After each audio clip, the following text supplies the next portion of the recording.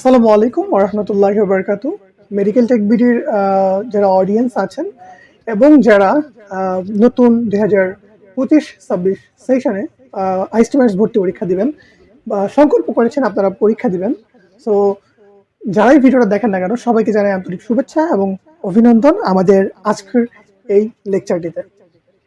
আজকের এই ভিডিওতে আমরা কথা বলবো যে 2025-26 সেশনে যারা পরীক্ষা দিবেন তাদের কোন কোন জেনারেল যে বিষয়গুলো আছে, নলেজগুলো আছে সেগুলো আপনাদের জানা লাগবে।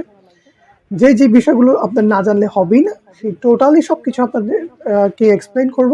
কারা কারা পরীক্ষা দিতে পারবে, কারা কারা পরীক্ষা দিতে পারবে না, কোন কোন সাবজেক্টে ঠিক কত কত মার্ক থাকে, এবং লাস্টে আজকের এই ভিডিওতে আমরা আলোচনা করব আমাদের কোচিং নিয়ে। আপনারা যারা সুন্দর একটা গাইডলাইন্স চাচ্ছেন, কবে থেকে আমরা এই কোচিংটা রান করব বা কি করব, সবকিছু টোটালি আপনাদের মাঝে আজকে উপস্থাপন করার জন্য আমি মোহাম্মদ আতিকুর রহমান। আমি আছি এই মুহূর্তে আসলে নারী শিশু হসপিটালে ফার্মাসিস্ট হিসেবে, এবং আমি পড়াশোনা করেছি ঢাকা আইএসটি থেকে এবং ইন্টার্নি করেছি হচ্ছে Shaheed Suhrawardy medical college and hospital থেকে।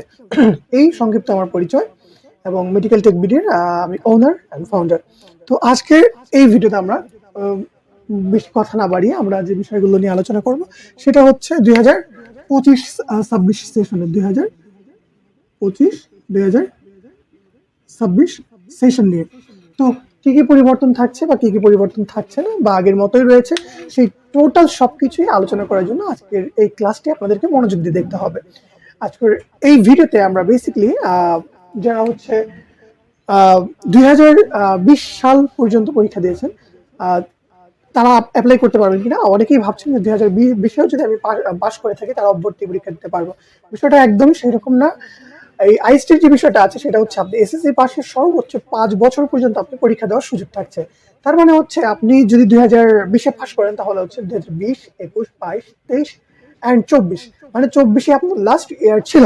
বাট আপনি যদি এখন আইএসটিএমএস ভর্তি পরীক্ষা ডিপ্লোমা পরীক্ষা দিতে চান, আমি কিন্তু আজকে যে বিষয়টা নিয়ে আলোচনা করছি বা যে বিষয় নিয়ে কথা বলছি সেটা কিন্তু টোটালি ডিপ্লোমাদেরকে নিয়ে, মানে হচ্ছে ডিপ্লোমা ইন মেডিকেল টেকনোলজি। তো ডিপ্লোমাদেরকে নিয়ে আমি টোটালি বিষয়গুলো নিয়ে আলোচনা করছি। তো সর্বোচ্চ আপনি 5 বার পরীক্ষা দিতে পারবেন।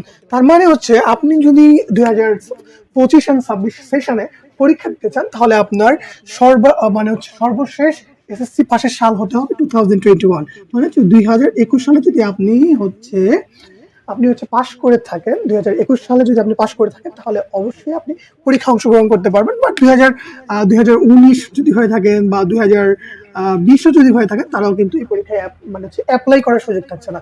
সো আপনারা ওই বিষয়টা মাথা থেকে জেনে নিয়ে আপনারা হয়তো অন্য কোনো রায়ে ট্রাই করতে পারেন যে জায়গাগুলোতে আপনাদের জন্য বা আপনি অ্যাপ্লিকেবল হবেন। এই ছিল একটা ছোট একটা বেসিক ইনফরমেশন যেটা আপনাদেরকে দেওয়ার ছিল।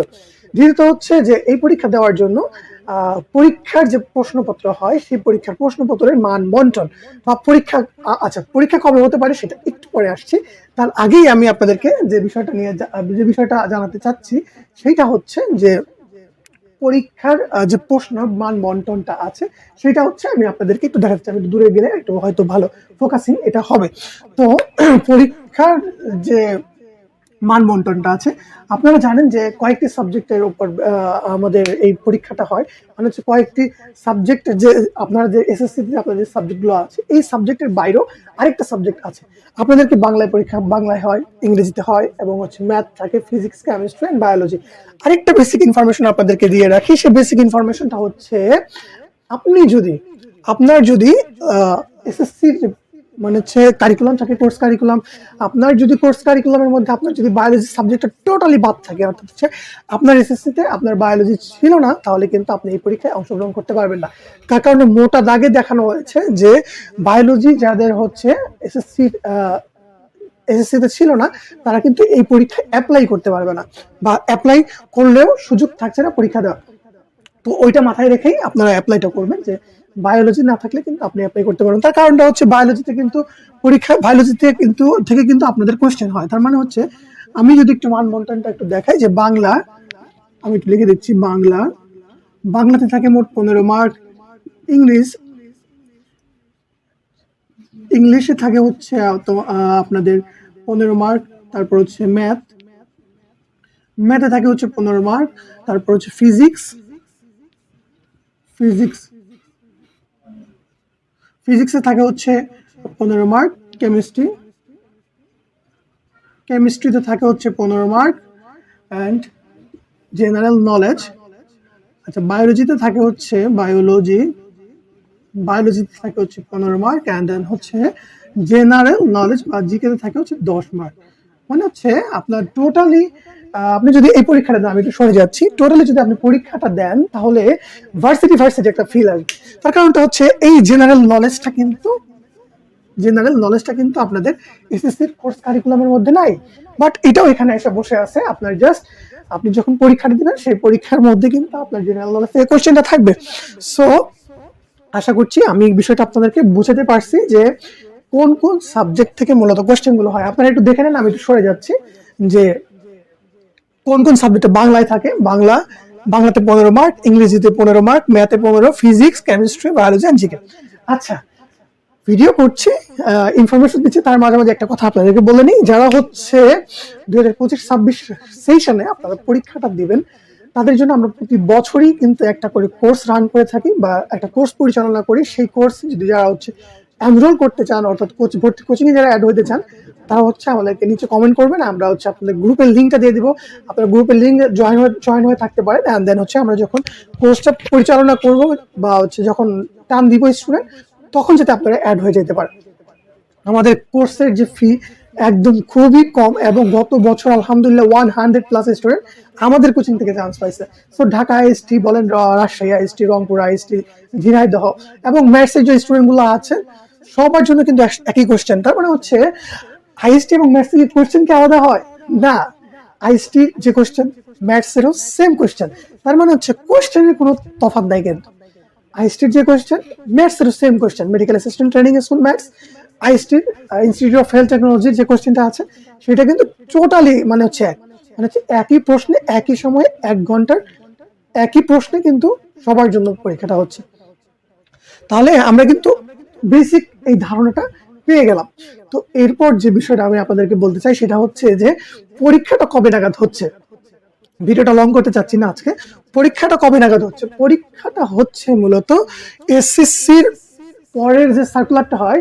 আচ্ছা, আমি আপনাদেরকে বলি যে এসএসসির যদি আপনার মেতে হয়, এপ্রিলে পরীক্ষা হওয়ার সম্ভাবনা মোটামুটি কিছুটা আছে, বাট যতটুকু ঘাটাঘাটি করে বুঝলাম যে এসএসসি তো পরীক্ষা নাও হইতে পারে, মানে সরি এপ্রিলে, আমি আপনাদের একটু ভুল বলছি, এপ্রিলে এপ্রিলে পরীক্ষা নাও হইতে পারে। পরীক্ষাটা হইতে পারে হচ্ছে মেতে যায়, মেয়ের হয়তো মাঝামাঝির দিকে এরকমটা যদি হয় মে, তাহলে মেয়ের পরীক্ষা হওয়ার পর মানে কিছুদিন পরেই হয়তো সার্কুলারটা হয়ে যাবে। সার্কুলার হইলে সর্বোচ্চ 1 মাস, আপনি সময় পাবেন। 1 মাসের মধ্যেই আপনার পরীক্ষাটা হয়ে যাবে এবং 1 মাসের মধ্যে তারপরেই হচ্ছে 3 দিন পরে রেজাল্ট পাবেন অ্যান্ড তারপরেই হচ্ছে আপনার ভর্তি প্রক্রিয়াটা শুরু হয়ে যাবে। সো আশা করা যায় এইবার যে আপনার যে আমাদের যে সার্কুলারটা হবে, সার্কুলারের যে ডেটটা আছে সেটা হইতে পারে জুন মাসে। মেতে হওয়ার সম্ভাবনা খুবই কম। জুন জুলাই মেতেও হইতে পারে বাট সম্ভাবনা খুবই কম।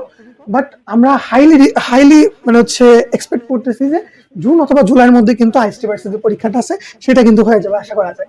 তাহলে এটা হচ্ছে মোটামুটি একটা ওভারভিউ। আপনি যদি মোটামুটি আপনার আচ্ছা কত জিপি হইলে কোন ইনস্টিটিউট চান্স পাওয়া যাবে এগুলো নিয়ে কিন্তু আমার বেসিক অনেকগুলো ভিডিও কিন্তু এই ইউটিউব চ্যানেলে আপলোড করা আছে। আপনারা চাইলে আমাদের চ্যানেলটা একটু ভিজিট করতে পারেন। টুকিটাকি যে ভিডিওগুলো মানে হচ্ছে যে ভিডিওগুলো আপনাদের লাগবে ইনফরমেটিভ ভিডিও, সেগুলো কিন্তু মোটা দাগে দেখানো আছে।